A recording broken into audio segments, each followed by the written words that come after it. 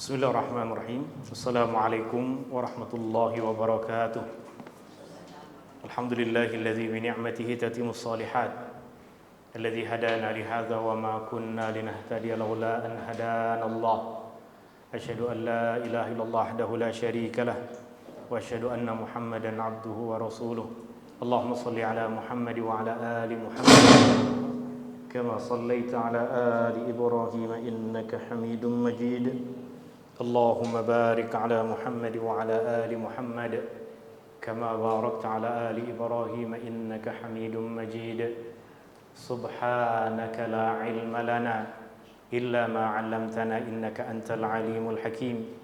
Allahumma inna nas'aluka ilman nafi'a wa rizqan thayyiba wa 'amalan mutaqabbala wa sallallahu ala nabiy Muhammadin walhamdulillahi rabbil alamin.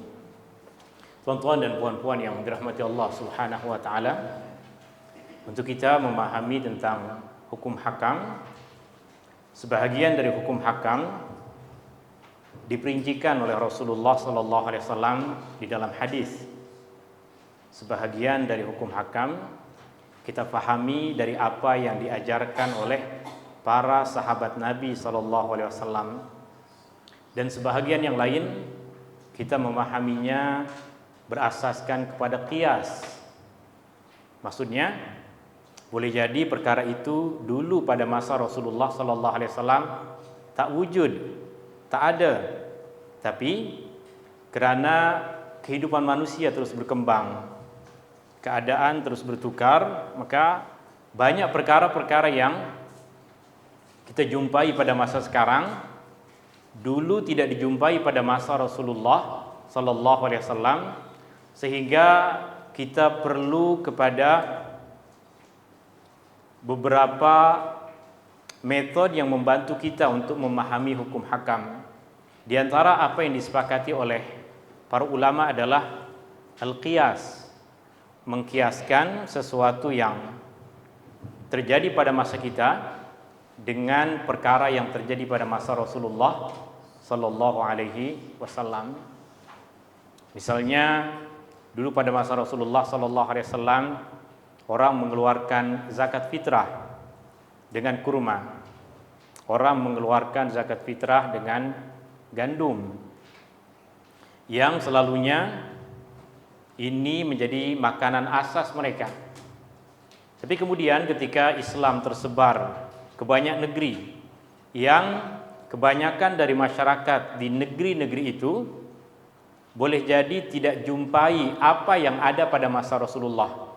Mereka makan benda yang berbeza. Maka disitulah para ulama mengkiaskan bahwa apa yang kita jadikan sebagai makanan asas dalam keseharian kita, itu yang kita gunakan untuk membayar zakat fitrah. Pada masa Rasulullah tak ada orang yang mengeluarkan zakat fitrah berupa beras. Tapi itu kerana memang pada masa Rasulullah sallallahu alaihi wasallam para sahabat mereka belum lagi berjumpa dengan sesuatu yang kita kenal sebagai beras. Lepas generasi sahabat baru sebagian orang mula berkenalan dengan apa yang dinamakan sebagai al-aruz. Maka untuk memahami banyak hukum hakam, kadang tengok kepada hadis Nabi sallallahu alaihi wasallam, terkadang tengok kepada apa yang diajarkan oleh para sahabat Nabi sallallahu alaihi wasallam, terkadang kita mengambil apa yang dinamakan sebagai qiyas. Dalam pertemuan kita di petang hari ini ada dua tema utama, ada dua tajuk utama yang akan kita pelajari.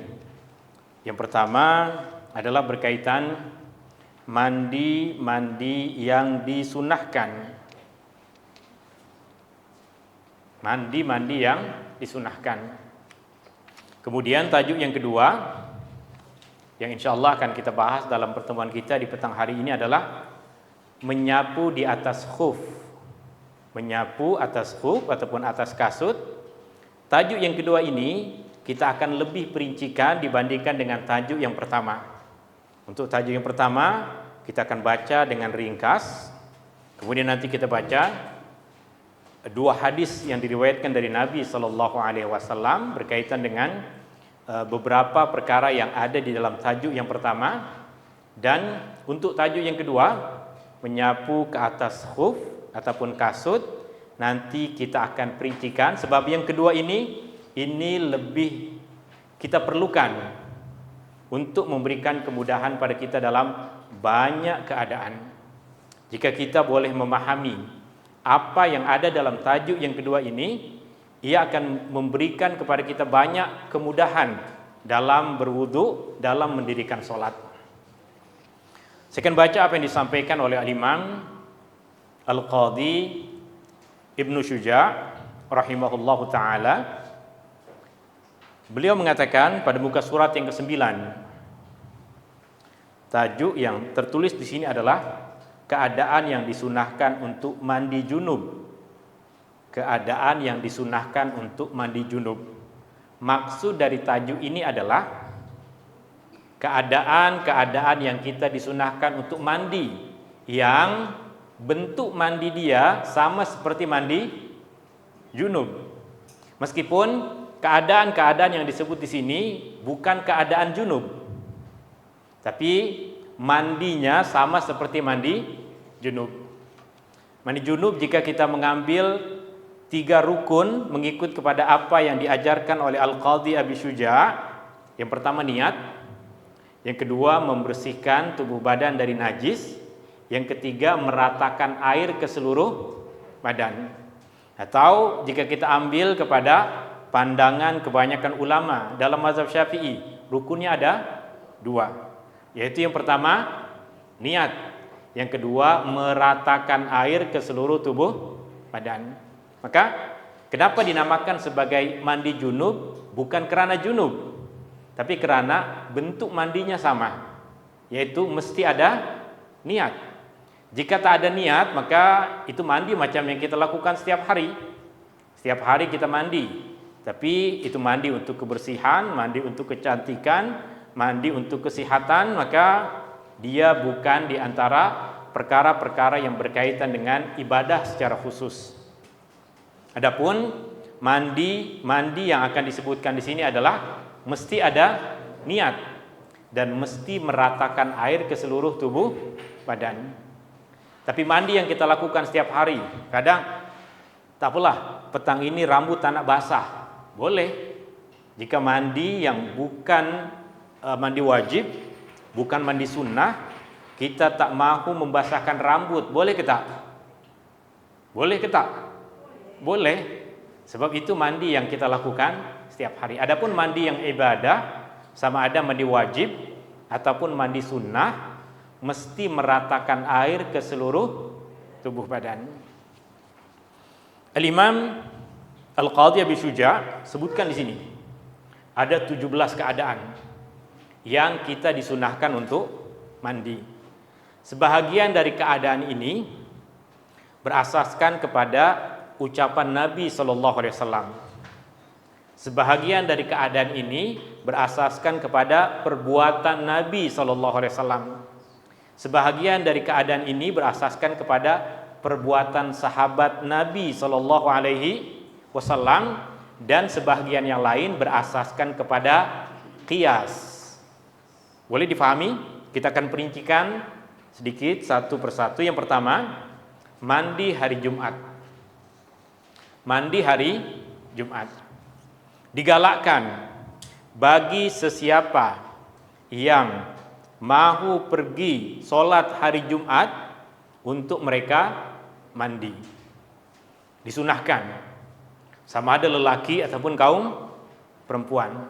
Jika lelaki pergi untuk solat Jumat, maka sebelum pergi solat Jumat disunahkan untuk mandi. Semakin dekat masa antara dia mandi dengan pergi untuk sholat Jumat, semakin cantik.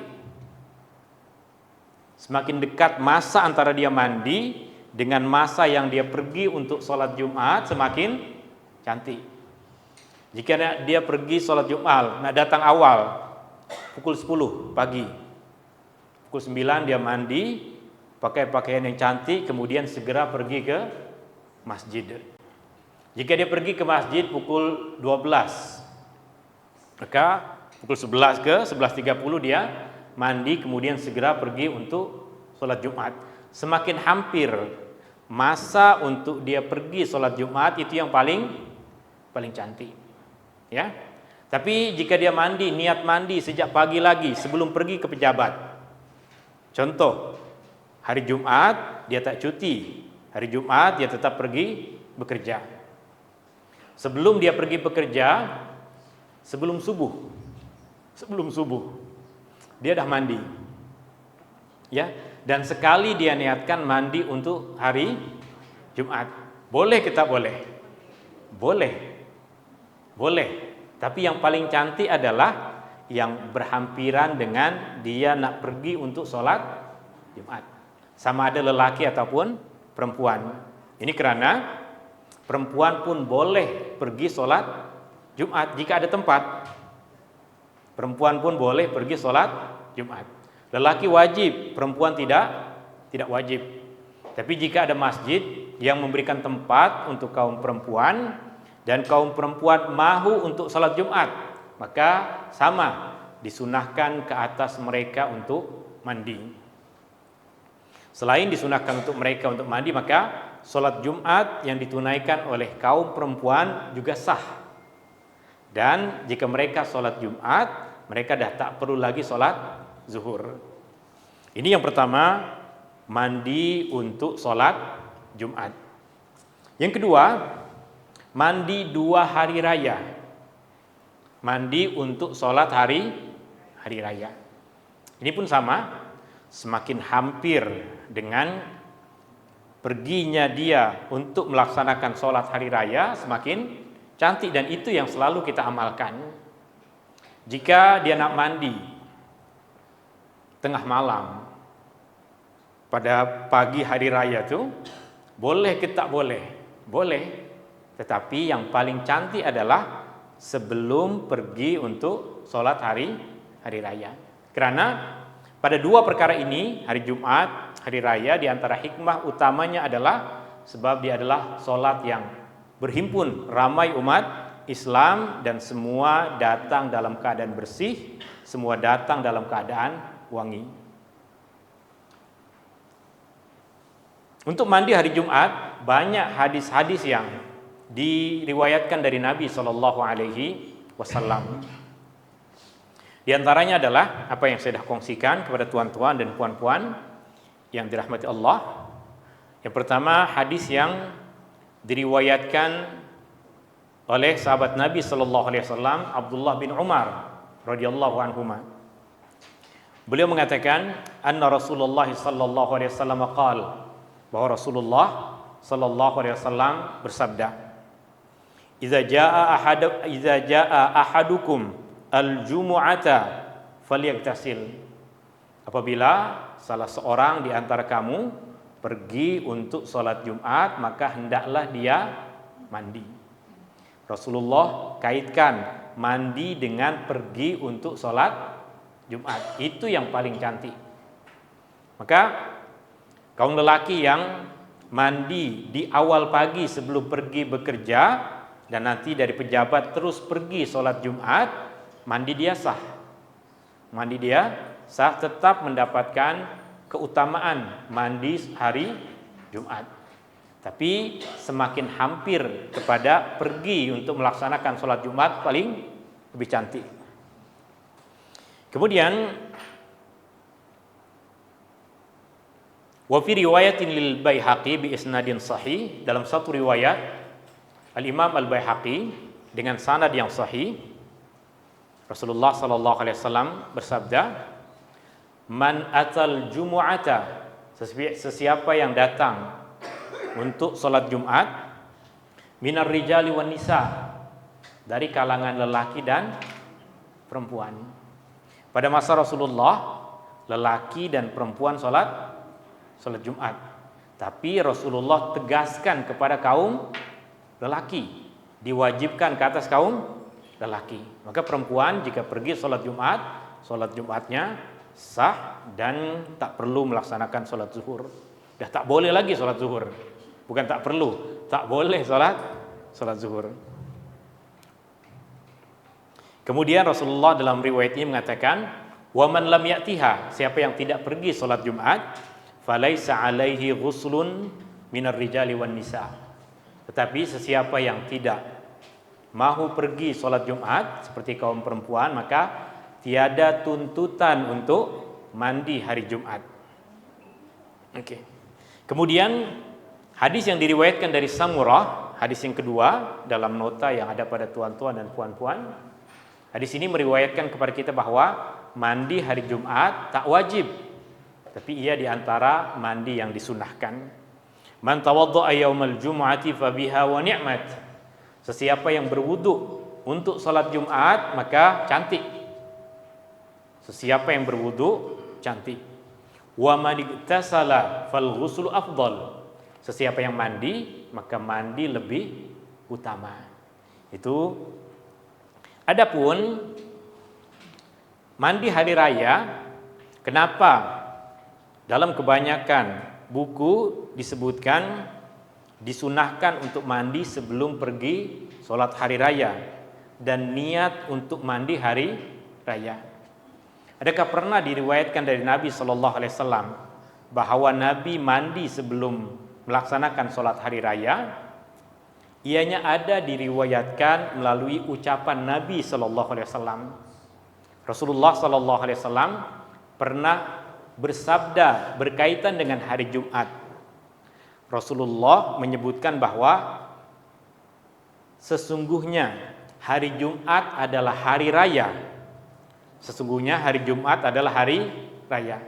Maka sesiapa yang nak pergi sholat Jumat, maka hendaklah dia mandi. Rasulullah perintahkan kita untuk mandi sebab hari Jumat adalah hari raya.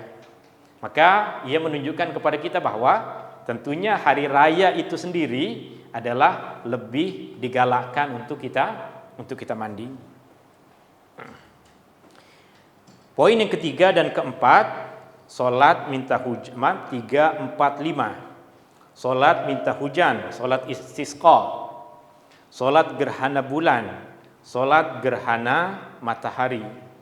Poin yang ketiga, 4, 5. Kenapa disunahkan untuk mandi? Ini dikiaskan kepada dua perkara yang di atas. Kenapa dikiaskan? Sebab hari Jumat adalah hari berhimpun umat Islam di masjid, di tempat yang ramai. Maka salat istisqa, salat gerhana juga tempat umat Islam berhimpun. Maka kerana keadaannya sama, di mana pada salat ini pun dilaksanakan sama seperti salat hari raya. Salat istisqa bentuknya sama seperti salat hari raya. Dan salat gerhana pun sama seperti salat hari raya dan salat Jumat yang ada khutbahnya. Maka kerana ada kesamaan maka dikiaskan. Itu salat gerhana, salat istisqa. Yang keenam, mandi setelah memandikan jenazah. Mandi selepas memandikan mayit. Sama ada kaum lelaki ataupun kaum perempuan yang memandikan jenazah. Selepas mandi disunahkan untuk mandi. Selepas memandikan jenazah, orang-orang yang memandikan jenazah disunahkan untuk mandi.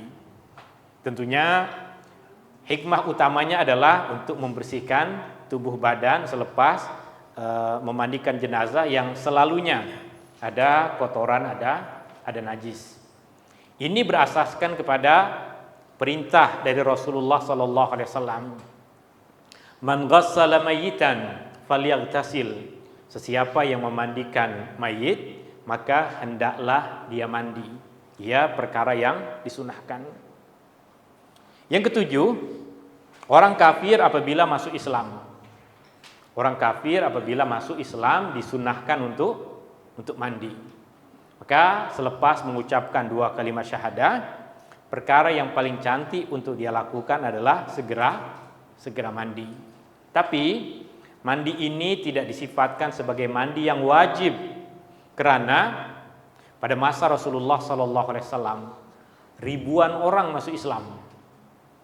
Tapi keadaan yang Rasulullah menyuruh orang yang masuk Islam mandi hanya beberapa kali sahaja, menunjukkan bahwa ia perkara yang baik, ia perkara yang cantik, tapi Rasulullah tak tuntut kepada semua orang yang mengucapkan 2 kalimat syahadah untuk mereka mandi.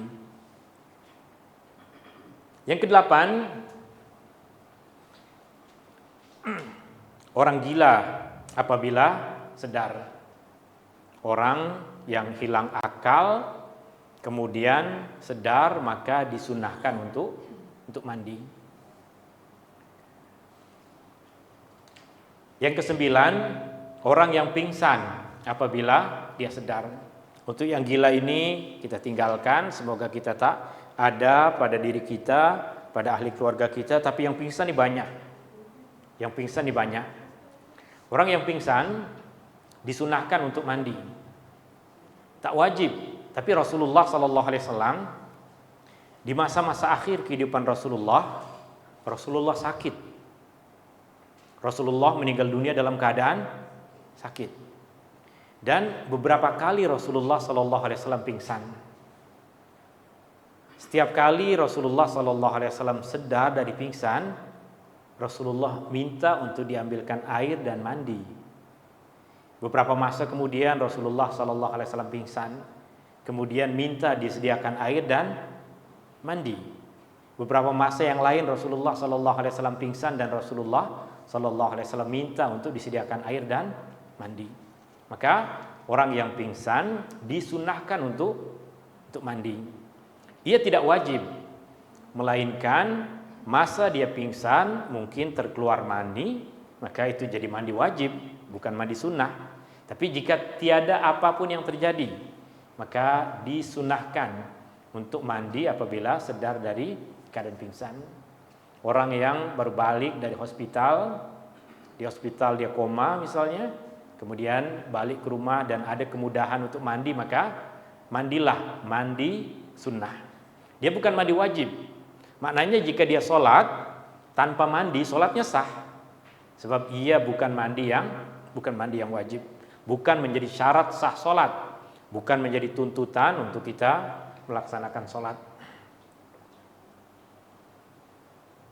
Yang ke-10, mandi ketika berihram. Ini diriwayatkan dari Nabi sallallahu alaihi wasallam.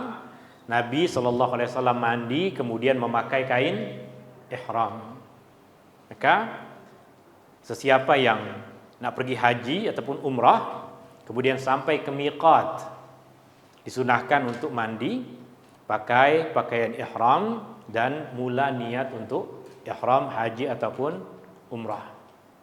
Jika perkara tersebut tidak dapat kita lakukan di miqat, maka boleh kita mandi sebelum miqat. Jika dijangkakan dapat berita kawan kita, call kita, jangan mandi di sini, air habis. Mandi di hotel aja, mandi di hotel. Niat untuk mandi ihram. Meskipun ihramnya nanti kita mulakan ketika kita berada di miqat. Boleh difahami? Ya. Artinya perkara ini adalah perkara yang sunnah. Jika kita tak mandi pun ihram tetap sah. Mandi ketika memasuki kota Mekah. Mandi ketika memasuki kota Mekah. Yang ini pula ianya diriwayatkan dari sahabat Nabi SAW, Abdullah bin Umar. Sahabat Nabi SAW, Abdullah bin Umar. Apabila beliau pergi ke Mekah, sama ada untuk haji ataupun umrah, dia akan berhenti di satu tempat sebelum memasuki kota Mekah. Jika dia sampai di malam hari, dia akan berhenti di tempat itu di malam hari, kemudian memulakan dengan mandi, baru masuk ke dalam kota Mekah. Dan perkara ini selalunya susah untuk kita lakukan, sebab kita ketika dibawa dengan bus terus akan dibawa masuk ke Mekah. Ya, tidak berhenti di mana-mana stasiun sebelum kita masuk ke Mekah, maka ia bukan perkara yang dituntut, bukan perkara yang wajib. Jika ada kemudahan seperti apa yang dilakukan oleh sahabat Nabi sallallahu alaihi wasallam, Abdullah bin Umar, maka cantik untuk kita lakukan. Itu yang ke-11. Yang ke-12 sebelum wukuf di Arafah, yang ke-13 bermalam di Muzdalifah, yang ke-14 sebelum melontar jumrah yang ketiga, jumrah yang 3. Sebelum tawaf, sebelum sa'i. Ini semua jika ada kemudahan. Ini semua jika ada kemudahan. Jika kita tidak lakukan dengan sengaja, maka tiada kekurangan pada ibadah haji kita. Sekarang ketika kita berada di Arafah untuk wukuf, dah ada kemudahan di dekat tenda-tenda tempat kita menginap di Arafah, sudah ada disediakan tempat untuk mandi. Maka jika ada air dan mudah, maka lakukanlah perkara ini. Semua ini ia bergantung kepada kemudahan, dia bukan perkara-perkara yang wajib untuk ditunaikan. Dan yang terakhir, mandi sebelum masuk Madinah. Ini dikiaskan kepada Mekah. Abdullah bin Umar masuk Mekah, dia akan mandi. Maka karena Mekah adalah tanah haram dan Madinah diminta oleh Rasulullah sallallahu alaihi wasallam kepada Allah untuk juga dijadikan sebagai tanah haram, dua tanah suci. Maka ketika kita mengatakan kita digalakkan untuk mandi sebelum masuk kota Mekah, demikian juga digalakkan untuk mandi sebelum masuk kota Madinah. Tapi tentunya jika keadaannya macam kita sekarang, susah. Bus terus akan bawa kita ke hotel, dah ada di dalam Madinah. Betul? Dulu orang mereka bawa semua keperluan mereka masing-masing, naik unta pribadi masing-masing. Jika siapa yang ke sana naik bawa kereta masing-masing, maka mudah untuk kita melakukan amalan ini. Tapi jika susah, ia bukan perkara yang dituntut. Dan siapa yang masuk ke Madinah tanpa mandi, dia tidak disifatkan sebagai orang yang meninggalkan sunnah, tidak disifatkan sebagai orang yang melanggar apa-apa pantang larang ketika masuk ke tanah haram. Wallahu ta'ala a'la wa a'lam. Karena tadi dalam perkara ini sebahagian dari mandi-mandi tadi berasaskan kepada qiyas, maka ada sebagian ulama yang meluaskan pandangan segala bentuk perhimpunan umat Islam yang ramai, maka disunahkan kita untuk berhias dan mandi dan berhias.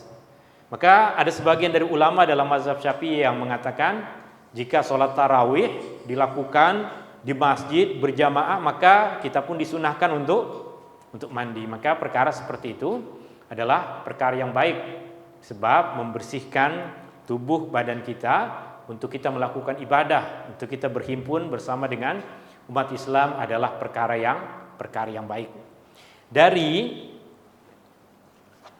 perkara-perkara yang tadi disebutkan oleh Al-Imam Al-Qadhi Abi Syuja', ini 4 yang digalakkan. 4 yang digalakkan. Yang pertama, mandi hari Jumat. Yang kedua, mandi hari raya. Yang ketiga, mandi selepas memandikan jenazah. Dan yang keempat, mandi apabila ada orang masuk Islam. Itu 4 mandi yang sangat digalakkan, sebab hadis-hadisnya terus diucapkan oleh Rasulullah sallallahu alaihi wasallam dengan zahir. Adapun yang lain, ianya berasaskan kepada amalan, ianya berasaskan kepada perbuatan sahabat, ianya berasaskan kepada qiyas. Oke, wallahu taala a'la wa a'lam. Ada apa-apa soalan berkaitan dengan mandi yang disunahkan ini? Oke, atau penjelasan yang ini dia tulis Ustaz kata tadi mandi sebelum hari raya, tapi mengapa ada 2 hari raya? 2 hari raya, maksudnya hari raya Idul Fitri dengan hari raya Idul Adha. Ya, mandi Untuk hari raya Idul Fitri, sebelum sholat hari raya disunahkan untuk mandi. Demikian juga sebelum kita pergi untuk sholat hari raya Idul Adha juga disunahkan untuk mandi. Bukan hari raya pertama dan hari raya kedua, bukan. Tapi hari raya Idul Fitri dan Idul Adha. Oke.